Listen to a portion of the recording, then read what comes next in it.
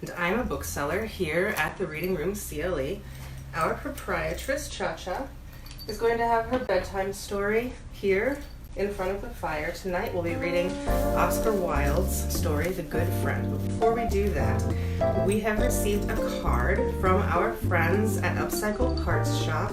Cass has asked how are our hearts and our bellies, and the answer is our hearts and our bellies are both full of love, if by love you mean lamb pate. So Cha-Cha has had a lovely day, and she's enjoyed her few days off while her colleague Bob has received their bedtime story. And tonight, here is her Oscar Wilde.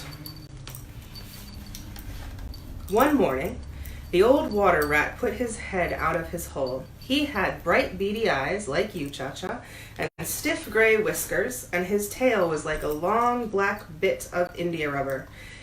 The little ducks were swimming about in the pond, looking just like a lot of yellow canaries, and their mother, who was pure white with real red legs, was trying to teach them how to stand on their heads in the water.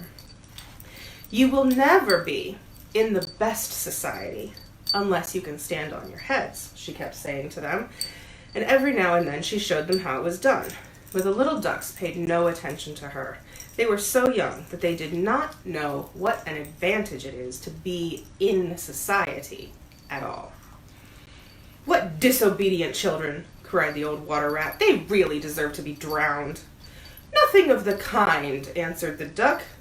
"Everyone must make a beginning, and parents cannot be too patient." "Ah, I know nothing about the feelings of parents," said the water rat. "I am not a family man. In fact, I have never been married, and I never intend to be. Love is all very well in its way, but friendship is much higher. Indeed, I know of nothing in the world that is either nobler or rarer than a devoted friendship."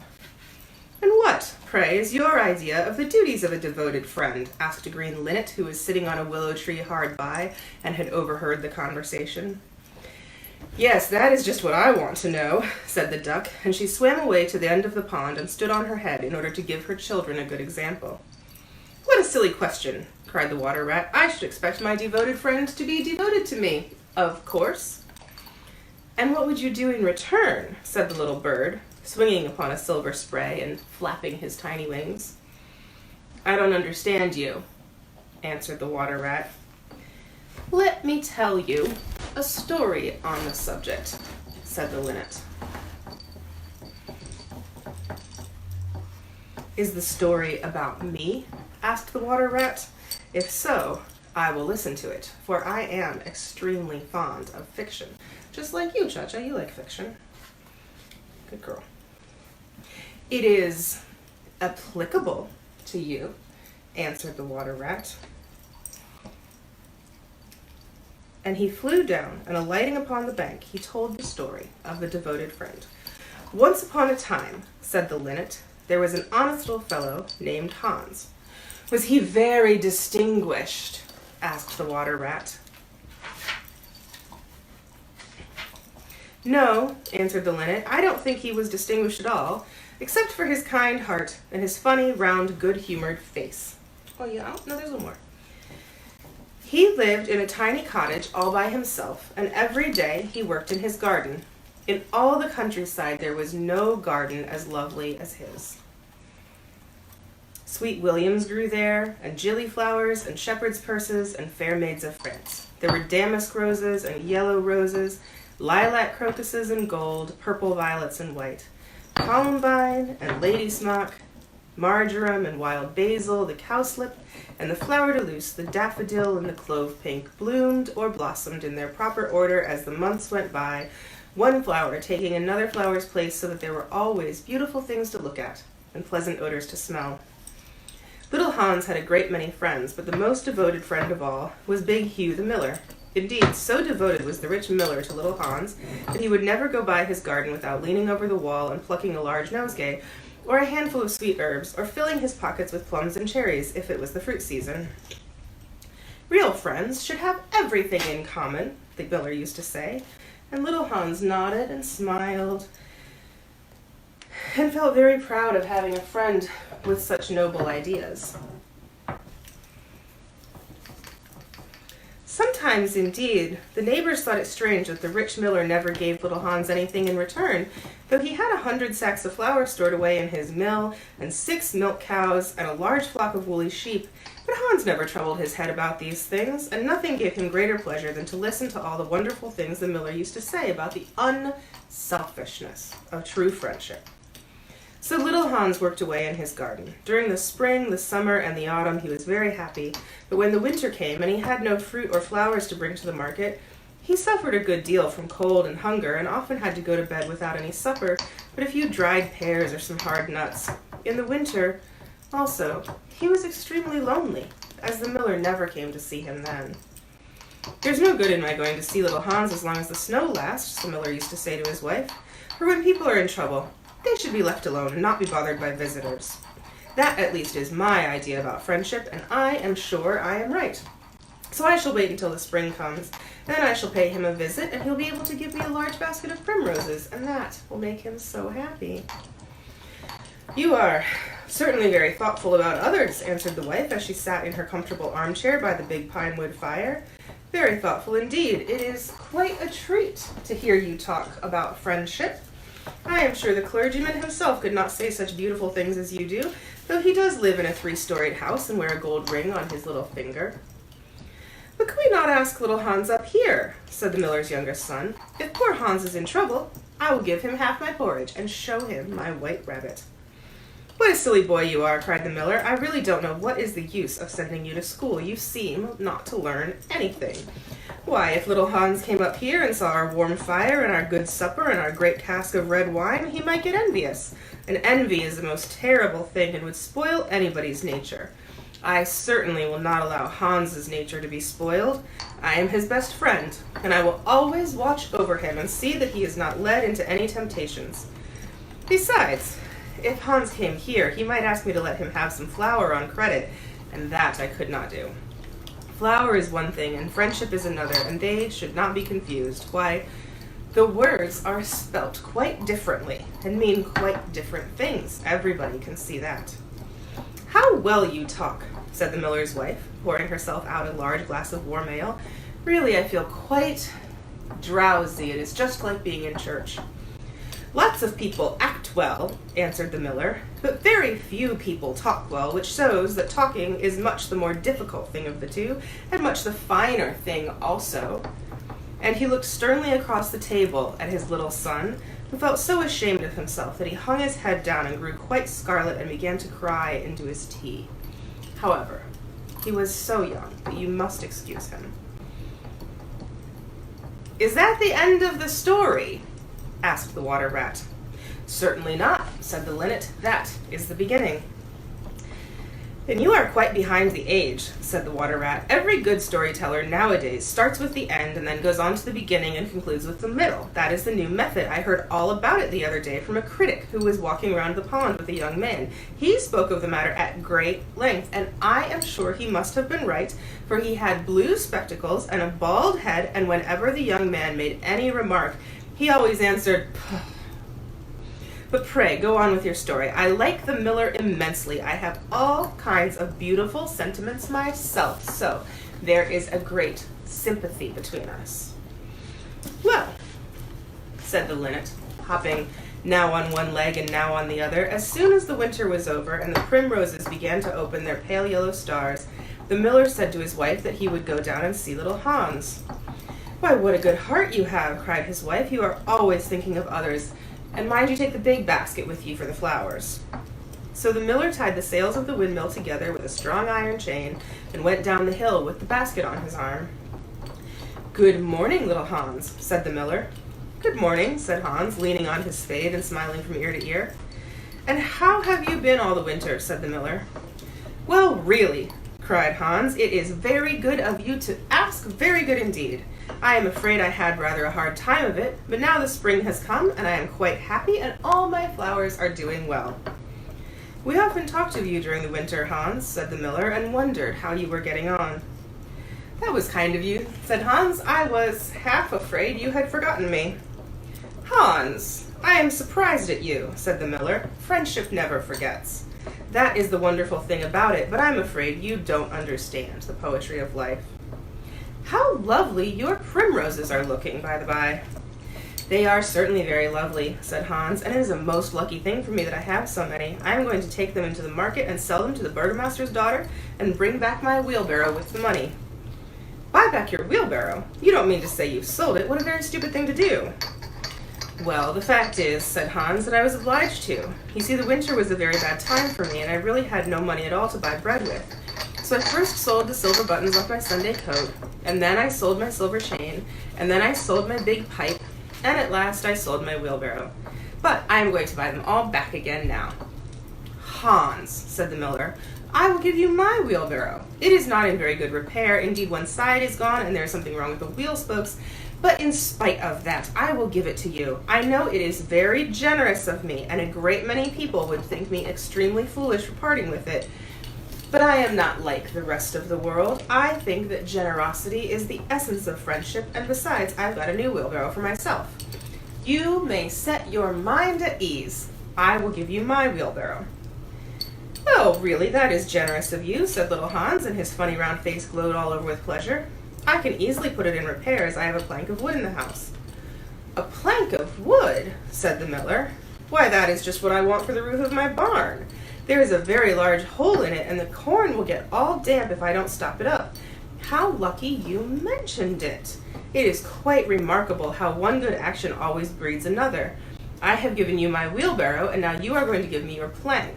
Of course, the wheelbarrow is worth far more than the plank, but true friendship never notices things like that. Pray get it at once, and I will set work at my barn this very day. Certainly, cried little Hans, and he ran into the shed and dragged the plank out. It's not a very big plank, said the miller, looking at it, and I am afraid that after I have mended my barn roof, there won't be any left for you to mend the wheelbarrow with. But of course that is not my fault. And now, as I have given you my wheelbarrow, I am sure you would like to give me some flowers in return. Here is the basket, and mind you fill it quite full. Quite full?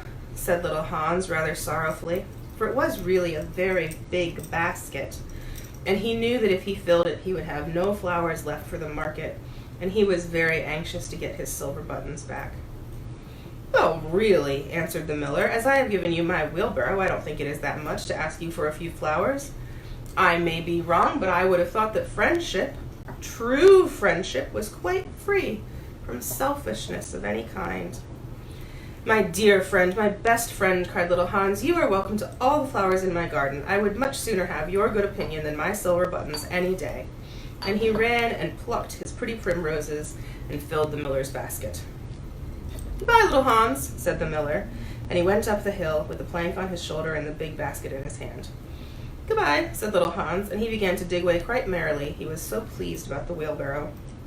The next day he was nailing up some honeysuckle against the porch when he heard the miller's voice calling to him from the road. So he jumped up from the ladder and ran down the garden and looked over the wall. There was the miller with a large sack of flour on his back. Dear little Hans, said the miller, would you mind carrying this sack of flour for me to market? Oh, I am so sorry, said Hans, but I really am very busy today. I have got all my creepers to nail up and all my flowers to water and all my grass to roll. Well, really, said the miller, I think that considering I am going to give you my wheelbarrow, it is rather unfriendly of you to refuse. Oh, don't say that, said little Hans. I wouldn't be unfriendly for the whole world, and he ran in for his cap and trudged off with the big sack on his shoulders. It was a very hot day, and the road was terribly dusty, and before Hans had reached the 6th milestone, he was so tired that he had to sit down and rest. However, he went on bravely, and at last he reached the market. After he had waited there for some time, he sold the sack of flour for a very good price, and then he returned home at once, for he was afraid that if he stopped too late, he might meet some robbers on the way. It has certainly been a hard day, said little Hans to himself as he was going to bed, but I'm glad I didn't refuse the miller, for he is my best friend, and he is going to give me that wheelbarrow. Early the next morning, the miller came down to get the money for his sack of flour, but little Hans was so tired that he was still in bed.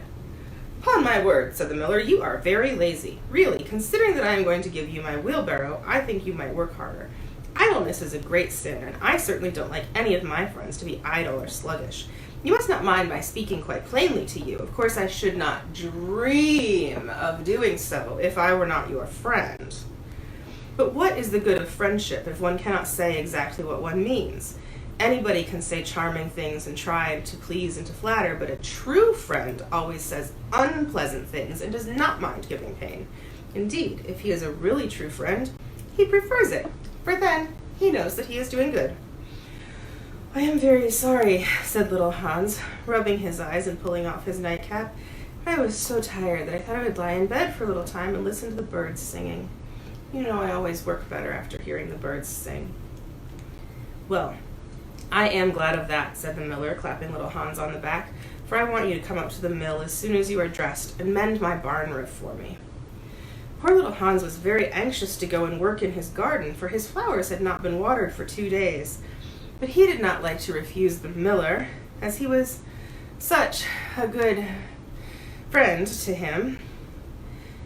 "Do you think it would be unfriendly of me if I said I was busy?" he inquired, in a shy and timid voice.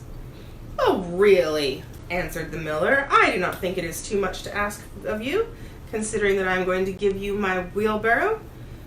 But of course, if you refuse, I will go and do it myself." Oh, on no account," cried little Hans, and he jumped out of bed and dressed himself and went up to the barn. He worked there all day long till sunset, and at sunset the miller came to see how he was getting on. "Have you mended the hole in the roof yet, little Hans?" cried the miller in a cheery voice. "It is quite mended," answered little Hans, coming down the ladder. "Ah, there is no work so delightful as the work one does for others." "It is certainly a great privilege to hear you talk," answered little Hans, sitting down and wiping his forehead. "A very great privilege, but I am afraid I shall never have such beautiful ideas as you have." "Oh, they will come to you," said the miller, "but you must take more pains. At present you have only the practice of friendship. Some day you will have the theory also." "Do you really think I shall?" asked little Hans. "I have no doubt of it," answered the miller, "but now that you have mended the roof, you had better go home and rest, for I want you to drive my sheep to the mountains tomorrow." Poor little Hans was afraid to say anything to this, and early next morning the miller brought his sheep round to the cottage, and Hans started off with them to the mountain. It took him the whole day to get there and back, and when he returned he was so tired that he went off to sleep in his chair and did not wake up till it was broad daylight. "Oh, what a delightful time I shall have in my garden," he said, and he went to work at once. But somehow he was never able to look after his flowers at all, for his friend the miller was always coming round and sending him off on long errands or getting him to help at the mill. Little Hans was very much distressed at times, as he was afraid his flowers would think they had forgotten him, but he consoled himself by the reflection that the miller was his best friend. "Besides," he used to say, "he is going to give me his wheelbarrow, and that is an act of pure generosity." So little Hans worked away for the miller, and the miller said all kinds of beautiful things about friendship, which Hans took down in a notebook and used to read over at night, for he was a very good scholar. Now it happened that one evening, little Hans was sitting by his fireside, just like you do with yours, Cha-Cha, when a loud rap came at the door. It was a very wild night, and the wind was blowing and roaring round the house so terribly that at first he thought it was merely the storm. But a second rap came, and then a third, louder than any of the others. "It is some poor traveler," said Hans, and he ran to the door. There stood the miller with a lantern in one hand and a big stick in the other. "Dear little Hans," cried the miller, I am in great trouble. My little boy has fallen off a ladder and hurt himself, and I am going for the doctor. But he lives so far away, and it is such a bad night, that it has just occurred to me that it would be much better if you went instead of me. You know, I am going to give you my wheelbarrow, and so it is only fair you should do something for me in return." "Certainly," cried little Hans, "I take it quite as a compliment your coming to me, and I will start off at once. But you must lend me your lantern, as the night is so dark I fear I might fall into the ditch." "Oh, I'm very sorry," said the miller, "but it is my new lantern, and it would be a great loss to me if anything happened to it." "Well, never mind, I'll do without it," cried little Hans, and he took down his great fur coat and his warm scarlet cap and tried a muffler round his throat and started off. What a dreadful storm it was, like the one we had the other day, Cha-Cha. The night was so black that little Hans could hardly see, and the wind was so strong that he could hardly stand. However, he was very courageous, and after he had been walking about 3 hours, he arrived at the doctor's house and knocked at the door. "Who's there?" cried the doctor, looking out of the bedroom window. "Little Hans, doctor." "What do you want, little Hans?" "The miller's son has fallen from a ladder and has hurt himself, and the miller wants you to come at once." "All right," said the doctor, and he ordered his horse and his big boots and his lantern, and he came downstairs and rode off in the direction of the miller's house, little Hans trudging behind him. But the storm grew worse and worse, and the rain fell in torrents, and little Hans could not see where he was going or keep up with the horse. At last, he lost his way and wandered off on the moor, which was a very dangerous place, as it was full of deep holes, and there poor little Hans was drowned. His body was found the next day by some goat herds floating in a great pool of water, and was brought back by them to the cottage. Everyone went to little Hans' funeral, as he was so popular, and the miller was the chief mourner. "As I was his best friend," said the miller, "it is only fair that I should have the best place." So he walked at the head of the procession in a long black cloak, and every now and then he wiped his eyes with a pocket handkerchief. "Little Hans is certainly a great loss to everyone," said the blacksmith when the funeral was over and they were all seated comfortably in the inn, drinking spiced wine and eating sweet cakes. "A great loss to me, at any rate," answered the miller. "Why, I had as good as given him my wheelbarrow, and now I don't really know what to do with it. It's very much in my way at home, and it's in such bad repair that I could not get anything for it if I sold it. I'll certainly take care not to give anything away again. One certainly suffers for being generous." "Well?" said the water rat after a long pause.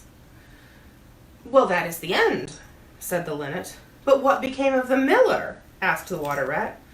"Oh, I really don't know," said the linnet, "and I'm sure I don't care." "Well, it is quite evident that you have no sympathy in your nature," said the water rat.